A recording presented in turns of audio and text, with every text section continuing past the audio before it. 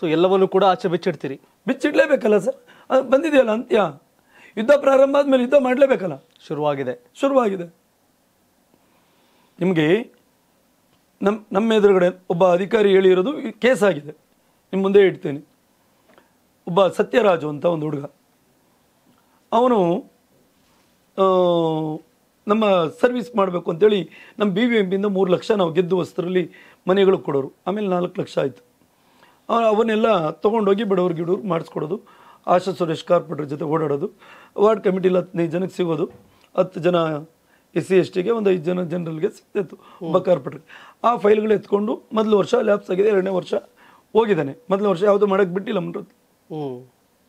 Ward ಆಫೀಸಲ್ಲಿ ಹೋಗಿ ಅದು ಅಪ್ರೂವ್ಗೆ ಅವೇನೇನು ಬೇಕು ದಾಖಲೆಗಳು ಇವೆಲ್ಲ ತೊಗೊಂಡೋಗಿ ಪ್ರೊಡ್ಯೂಸ್ ಮಾಡ್ತಿದ್ದಾನೆ. ಅವ್ನಿಗೆ 2-3 ಸರಿ ಹೇಳಿದ್ದಾರೆ ಇವರು ಮಾಡಬೇಡ ಏನು ಅಂತ. ಅದಕ್ಕೆ ಹೋಗಿ ಹೊಡೆದ್ರು ಒಂದು 10-12 ಜನ ಹೆಂಗಸರು. ಪೊಲೀಸ್ನವ್ರು ಬಂದರು, ಹೊಡಿತಾನೆ ಇದ್ರು. ಚೆನ್ನಾಗಿ ಹೊಡೆದ್ರು ರೋಡಲ್ಲಿ, ಜನ ಕುಂತ್ಕೊಂಡು ನೋಡ್ಬೇಕು ಅವನಿಗೆ. ಆಶಾ ಸುರೇಶ್ ಬಂದರು, ಆ ಎಮ್ಮನ್ಗೆ ಹೊಡೆದು ಸೈಡಿಗೆ ನಿಲ್ಲಿಸಿದ್ರು. ನನಗೆ ಫೋನ್ ಮಾಡಿದ್ರು, ಆಶಾ ಸುರೇಶ್ ಹಂಗೆ ಗಲಾಟೆ ಮಾಡ್ತಾವ್ರಣ ಅಂತ. ನಾವು ಹತ್ರ ಇದ್ವಿ, ನಾವು ಒಂದಷ್ಟು ಜನ ಓಡಿದ್ವಿ. ಓಡೋಷ್ಟೊತ್ತಿಗೆ ಪೊಲೀಸ್ನವ್ರು ಮೊದಲೇ ಇದ್ರು. ಈ ಕಡೆ ಆ ಕಡೆ ಹೊಯ್ಸಳ ಜಿಪ್ಪು, ಇನ್ನು ಮಾಮೂಲಿ ಪೊಲೀಸ್ ಜಿಪ್ ಹಾಕ್ಕೊಂಡವ್ರೆ ನಿಂತವ್ರೆ. ASIಗಳು ಇವರೆಲ್ಲ ಹೊಡಿತೇವೆ. ಅವ್ನು ರಕ್ತ ಸೋಸ್ಕೊಂಡಿದ್ದಾನೆ. ಏನು ಸರ್ ಅಂತ ಗಾಡಿ ಕುಂಸ್ಕೊಂಡ್ರು, ಸ್ಟೇಷನ್ ಕರ್ಕೊಂಬಂದರು. ಯಾರು ಹೊಡೆದ್ರು ಅಂತ ಏನು ಚೋರು ರೋಪ್ ಹಾಕಿದ್ರು ಇನ್ಸ್ಪೆಕ್ಟ್ರು. FIR ಮಾಡಿರಿ, ಹಾಸ್ಪಿಟ್ಲಿಗೆ ಕರ್ಕೊಂಡೋಗ್ರಿ ಅಂತ. ಖುಷಿ ಆಯ್ತು ನಮಗೆ. ನಾವು ಕುಂತ್ಕೊಂಡ್ವಿ, ಮಾಡಿಬಿಡಿ ಸರ್ ಹೋಗೋಣ ಅಂತ. ಒಂದು 3/4 ಅವರ್ ಆಯಿತು. ಅವನಿಗೆಲ್ಲ ಮುಖ ತೊಳೆದ್ರು, ಎಲ್ಲ ಇದು ಮಾಡಿದ್ರು. ಬಟ್ಟೆ ಎಲ್ಲ ರಕ್ತ ಆಗಿದ್ದಂಗೆ ಇತ್ತು. ಶರ್ಟ್ ಚೇಂಜ್ ಮಾಡೋದು, ಶರ್ಟ್ ಮಾಡಿದ್ರು, ಒಂದು ಶರ್ಟ್ ತರಿಸಿ ಎಲ್ಲ ಮಾಡಿದರು. ಹಾಸ್ಪಿಟ್ಲಿಗೆ ಮೆಡಿಕಲ್ಗೆ ಹೋಗಬೇಕು. ಆಯಿತು ಸರ್, FIR ಸೈನ್ ಹಾಕಿ ಕೊಡ್ತೀನಿ, ತಂಬರಿ FIR ಕಾಪಿ ಪ್ರಿಂಟ್ ತೆಗೀರಿ ಅಂತ. ಇದಕ್ಕಿದಂಗೆ ಆ ಲೋಫರ್ ನನ್ನ ಮಗನ್ನ ಬಟ್ಟೆ ಬಿಚ್ಚಿ ಒಳಕ್ಕೆ ಹಾಕ್ರಿ. ಹೆಂಗೆ ಸರ್ ಏನಾಯಿತು ಅಂತ. ಐನ್ ರೆಡ್ಡಿ ಇನ್ಸ್ಪೆಕ್ಟ್ರು. ಇಲ್ಲ, ಅವನು ಹೊರಡೆ ಹೇಳ್ಬಾರ್ದು. ಯಾರೋ ಹೆಣ್ಮಗಳು ಬಂದಂತೆ, ಇವನೇನು ತೀಟೆ ಮಾಡಿಬಿಟ್ನಂತೆ. ಅದಕ್ಕೆ ಅವ್ರು ಕಂಪ್ಲೇಂಟ್ ಕೊಡೋಕೆ ಬರ್ತಾವ್ರೆ. ಇದು ಪೋಸ್ಕೋ ವಿಚಾರ ಸೀರಿಯಸ್ಸು, ಹಂಗಾಗಿ ಅವ್ನು ಒಳಕ್ಕೆ ಹಾಕಿ ಅಂದರು. ನಮ್ಮ ಎದುರುಗಡೆ ಬಟ್ಟೆ ಬಿಚ್ಚಿ ಅವನು ಇನ್ನೂ ಮೂಗಲ್ ರಕ್ತ ಬತ್ತೇನೈತಿ ಒರೆಸ್ಕೊಂತವನೆ, ಇಲ್ಲ ಎಣ್ಣೆ ಹತ್ರ ರಕ್ತ ಬತ್ತೈತೆ ಒರೆಸ್ಕೊತವನೆ. ಒಳಕ್ಕೆ ಹಾಕ್ತಾರೆ. ಕಣ್ಣಲ್ಲಿ ನೀರು ಬರ್ತವೆ. ನಮಗೆ ಕಣ್ಣಲ್ಲಿ ನೀರು ಬತ್ತಿದೆ. ಕೇಳಿದೆ ನಾನು, ಏನು ಸರ್ ಇದು ನ್ಯಾಯನ? ಇಷ್ಟ ದೌರ್ಜನ್ಯ ನಿಮ್ಮವು? ಇವೆಲ್ಲ ತುಂಬ ದಿವಸ ಉಳಿಯಲ್ಲ ಸರ್. ಎಂದಾದರೂ ಒಂದು ದಿವಸ ಇದಕ್ಕೆ ಬೆಲೆ ತರಬೇಕಾಗ್ತದೆ. ಸರ್ಕಾರಗಳು ಶಾಸಕರು ಒಬ್ಬರೇ ಉಳಿದಿರಲ್ಲ. ದಯಮಾಡಿ ಇದನ್ನು ಅಟ್ಲೀಸ್ಟ್ ಅವ್ನಿಗೆ ಏನು ಮಾಡೋದು ಬೇಡ, ಕೇಸ್ ಮಾಡೋದು ಬೇಡ. ಪೋಸ್ಕೋ ಅವಾಗ ತಾನೇ ಓಪನ್ ಆಗಿ 1 ತಿಂಗಳು ಆಗಿರಲಿಲ್ಲ. ಬಿಟ್ಬಿಡಿ, ಎಲ್ಲ ನಾಳೆ ಹೋಗಲಿ, ಕ್ಷಮಿಸಿ ಬಿಟ್ಬಿಡಿ. ಇದು ಸುಳ್ಳು ಕೇಸು ಅಂತಲೂ ಗೊತ್ತು, ಅವನಾದ್ರೂ ಮಾಡಿಲ್ಲ ಅಂತಲೂ ಗೊತ್ತು. ವಾರ್ಡ್ ಆಫೀಸ್ಗೆ ನೀರು ಹಾಕೋರು, ನೀರು ಕೇಳ್ಕೊಂಡು ಯಾರು ಬರೋಲ್ಲ ಅಂತಲೂ ಗೊತ್ತು. ನನ್ನ ಇಲ್ಲಿ ಕೂರ್ಸವ್ರಲ್ಲ, ಅವ್ರದ್ದು ಆದೇಶ ಆಗಿದೆ, ನಾನು ಅದನ್ನು ಮಾಡ್ತೀನಿ. ನೀವು ಜಾಸ್ತಿ ಕಾನೂನು ನ್ಯಾಯ ಈ ಕತೆಗಳೆಲ್ಲ ನನಗೆ ಹೇಳೋದು ಬೇಡ. ನೀನು ಬಂದಿದ್ದೆಲ್ಲ ನೀನು ವಾರ್ಡ್ದಲ್ವಲ್ಲ, ನೀವು ನೋಡ್ಬೋದು ಅಂತ. ಆಶಾ ಸುರೇಶ್ ಜೊತೆಗಿದ್ದಾರೆ. ಯಾವ ಸ್ಟೇಷನ್ ಅದು? ನಂದಿನ ಲೇಔಟು. ಆಶಾ ಸುರೇಶ್ ಜೊತೆ ಇನ್ಸ್ಪೆಕ್ಟರ್ ನೇಮ್ ಏನು ಹೇಳಿದ್ರಿ? ಐನ್ ರೆಡ್ಡಿ. ಓಕೆ. ಆಶಾ ಸುರೇಶ್ ನನ್ನ ಜೊತೆಲಿ ನಿಂತವ್ರೆ. ಅವ್ರು ಇವರು ಇದ್ದಾರೆ, ಗಂಡ ಇದ್ದಾರೆ.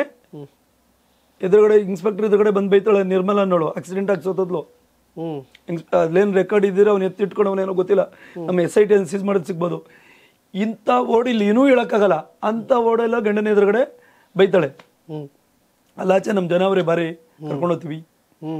ಕೆಟ್ಟ ಪದ. ನನ್ನ ಅಕ್ಕ, ನಾನು ಕೆಟ್ಟ ಮಾಡೋಕ್ಕಾಗಲ್ಲ.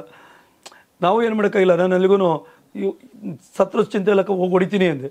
ಬೇಡಪ್ಪ, ನನ್ನಿಂದ ನೀನೇ ಹಾಕೊಳ್ಳೋ ಗೊತ್ತೀಯ, ಅದೇನು ಅನ್ಕೊಂತಾರೆ ಅನ್ಕೊಂಡ್ಲಿ ಅಂತ. ತಡ್ಕೊಳಕ್ಕಾಗಲಿಲ್ಲ, ಸಹಿಸ್ಕೊಂಡು ಆಚೆ ಬಂದಿದ್ವಿ. ನಕ್ಕೊಂಡು ನಿಂತವನೆ. ಬಿಡಿ, ಏನು ಮಾಡೋಕ್ಕಾಗುತ್ತೆ. ಜೋಪಡಿ ಸ್ಲಮ್ಮಿಂದ ಬಂದ ತಮಿಳಿಯನ್ಸ್ ಅವರು ಇಂಥ ವರ್ಡ್ಗಳು ನೀವು ಇದರಲ್ಲಿ ಕೇಳಿರೋದು 1% ಇವರಲ್ಲಿ. ಯಾರು ಮುನರತ್ನ ಬೈದಿರೋದು. ಇನ್ನು 99% ಪೊಲೀಸ್ ಐನ್ ರೆಡ್ಡಿ ಎದುರುಗಡೆ ಆಶಾ ಸುರೇಶ್ನ ಸ್ಟೇಷನ್ ಒಳಗಡೆ ಬೈತಾರೆ. ಅದು ಏನೇನೋ ವರ್ಡ್ಗಳು, ಒಂದೂ ಹೇಳಕ್ಕೆ ಬಳಸ ಸಂವಿಧಾನ ಪದಗಳಲ್ಲ, ಹೇಳೋಕ್ಕಾಗಲ್ಲ. ಹೇಳಿದ್ರೆ ನೋಡಿದ್ರೆ ನನ್ನನ್ನು ಹೋಗಿತಾರೆ, ಅಷ್ಟು ಬೈತಾರೆ. ಅವನು ನಕ್ಕೊಂಡು ನಿಂತಿರ್ತಾನೆ. ಆ ಎಮ್ಮ ಕೇಳೋಕ್ಕಾಗದ ಅವ್ನು ಬಿಟ್ಟು ಬರ್ತಾರೆ. ಅದು ಒಂದೇ ವಾರಕ್ಕೆ ದೇಶದಲ್ಲಿ ಪೋಸ್ಕೋ ಬೇಲಾಗಿದ್ದು ಆ ಹುಡುಗನಿಗೆ ಮಾತ್ರ ಡಿಸ್ಮಿಸ್ಸು ಆಯಿತು ಕೇಸು. ನ್ಯಾಯಾಲಯಕ್ಕೆ ಗೊತ್ತಾಗುತ್ತೆ ಆ ಹುಡುಗ ಅಮಾಯಕ ಅಂತ, ಕೂಡಲೇ ಗೊತ್ತಾಗುತ್ತೆ. ಬರೆದ ಕೇಸು, ಓದ ಪರಿಸ್ಥಿತಿ. ಅವನ ಹೆಂಡತಿ ವಾಪಸ್ ಹೊರಟೋಗ್ತಾಳೆ, ನೀನೇನು ಮಾಡ್ದ ಓದ್ಯಾ ಅಂತ. ಉತ್ತರ ಕರ್ನಾಟಕದವರು ಏನೋ ಸಮಾಜ ಸೇವೆ ಮಾಡಬೇಕು, ನನಗೊಂಚೂರು ಆರಾಮಾಗಿದ್ದೀನಿ ಅಂತ ಬಂದಾದ್ಮೇಲೆ ತಿರುಗಿದನ್ನೆಲ್ಲ ಹೇಳ್ಬಿಡ್ತೇನೆ ಅಂತ ಅದೇ ಇನ್ಸ್ಪೆಕ್ಟ್ರು ಬೇರೆ ಇದ್ರೂ ಗೊತ್ತಿಲ್ಲ. ನೆಕ್ಸ್ಟ್ ಅವನು ಜೈಲಿಂದ ಬಂದಾದ್ಮೇಲೆ ಡ್ರಗ್ಸ್ ಇಡಿಸ್ತಾರೆ ಅವ್ರ ಮನೆಗೆ, ಹೋಗಿ ಅರೆಸ್ಟ್ ಮಾಡ್ತಾರೆ, ಹೊಡಿತಾರೆ, ತಗೊಂಬಂದು ಹಾಕಂತಾರೆ. ಇನ್ಸ್ಪೆಕ್ಟರ್ ಹೋಗಿ ಹಿಡಿಸ್ತಾನೆ ಹುಡುಗರ ಕೈಲಿ, ಯಾರು ಹಿಡಿಸಿದ್ದಾನೆ ಅಂತ ಹೇಳಕ್ ರೆಡಿ ಇದ್ದಾನೆ ಹುಡುಗ, ಹೊಡಿತಾರೆ, ಹುಷಾರು ವಾರ್ನ್ ಮಾಡಿ ಕಳಿಸ್ತಾರೆ. ಇನ್ನು ಯಾರ ಜೊತೆಗೆ ಸೇರ್ಕೊಡ್ದು, ಎಲ್ಲಿ ಇದು ಮಾಡಬಾರ್ದು, ನೀನು ಹೋದ್ರೆ ಮುನರತ್ನ ಮನೆಗೆ ಹೋಗ್ಲಿಲ್ಲ ನಿನ್ನ ಪಾಡಿಗೆ ನೀನು ಇದ್ಬಿಡು ಅಂತೇಳಿ ವಾರ್ನ್ ಮಾಡಿ ಕಳಿಸ್ತಾರೆ. ಇಲ್ಲಾಂದ್ರೆ ಇಂಥವು ಹಾಕ್ಬಿಟ್ಟು ಪರ್ಮನೆಂಟಾಗಿ ಕಳಿಸ್ಬಿಡ್ತೀವಿ. ಯಾರು ಕಂಪ್ಲೇಂಟ್ ಕೊಡೋದು? ನನ್ನ ಶ್ರೀಮತಿಗೆ ಒಂದು ಸರಿ ಗಲಾಟೆ ಮಾಡ್ತಾರೆ, ಪೊಲೀಸ್ ಕಂಪ್ಲೇಂಟ್ ಕೊಟ್ಟರೆ, ಯಾಕಪ್ಪ ಅವ್ರ ಮೇಲೆ ಕಂಪ್ಲೇಂಟ್ ಕೊಡ್ತೀಯಾ? ಸ್ಟೇಷನಲ್ಲಿ ಇನ್ಸ್ಪೆಕ್ಟರ್ ಎದುರುಗಡೆ ನಮ್ಮ ಮನೆಯವ್ರ ತಲೆ ಮೇಲೆ ಹೊಡಿತಾರೆ ಹೋಗಿ. ಒಂದು ಹೆಣ್ಮಗಳು, SC ಹೆಣ್ಮಗಳು, ಇವಳೇ ನನ್ನನ್ನು ಬೈದಿದ್ದು, ಕೇಸ್ ರಿಜಿಸ್ಟರ್ ಮಾಡಿ ಸರ್, ಇವಳನ್ನ ಹಿಡ್ಕೊಂಬಂದು ಒಳಗಡೆ ಹಾಕಿ ಸರ್, ನೀವು ಹಾಕ್ತೀರಾ ನಾನು ಹಾಕ್ಲಂತ ಜುಟ್ಟು ಹಿಡ್ಕೊಂತಾರೆ ಸ್ಟೇಷನಲ್ಲಿ ಇನ್ಸ್ಪೆಕ್ಟರ್ ಎದುರುಗಡೆ. ಯಾರು ಕಂಪ್ಲೇಂಟ್ ಕೊಡೋದು? ನಿಮ್ಮ ವೈಫ್ಗೆ, ನಮ್ಮ ವೈಫ್ಗೆ, ಕಾರ್ಪೊರೇಟ್ರಿಗೆ.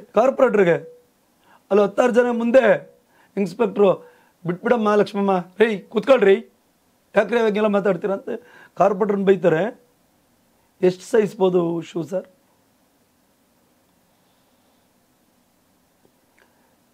ನಿನ್ನೆ ಇನ್ನೊಂದು ಇಂಟರ್ವ್ಯೂ ಕೊಟ್ಟರು, ನೋಡಿದ್ರು ಒಂದು ಹೆಣ್ಮಗಳನ್ನ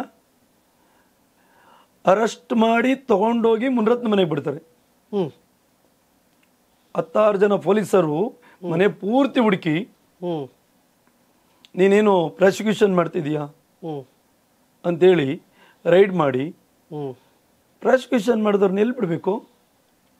ಸ್ಟೇಷನ್ ಕರ್ಕೊಂಡು ಹೋಗ್ತಾರೆ, ಜೈಲ್ ಕರ್ಕೊಂಡು ಹೋಗ್ತಾರೆ, ನ್ಯಾಯಾಧೀಶ ಮುಂದೆ ಕರ್ಕೊಂಡು ಹೋಗಿ ಇದು ಮಾಡ್ತಾರೆ, ಸೆಷನ್ ಕರ್ಕೊಂಡು ಹೋಗ್ತಾರೆ, ಮನೆ ಪೂರ್ತಿ ಒಂದು ಬಿಡದ ಹುಡುಕ್ತಾರೆ, ಬಟ್ಟೆ ಬರೆ ಎಲ್ಲ ಕೊಡವಿ ಹಿಂಸೆ ಕೊಟ್ಟು ಸಾಯಂಕಾಲ ಕರ್ಕೊಂಡೋಗಿ ದಿನ ಪೂರ್ತಿ ಇದ್ದು ತೊಗೊಂಡೋಗಿ ಮುನರತ್ನ ಮನೆಗೆ ಪ್ರೊಡ್ಯೂಸ್ ಮಾಡ್ತಾರೆ. ಬಟ್ ಎಲ್ರದ್ದು ಪ್ರಶ್ನೆ ಇಟ್ಸ್ ಅಗ್ರಿ, ಇಲ್ಲಿ ನೀವು ಸುಳ್ಳ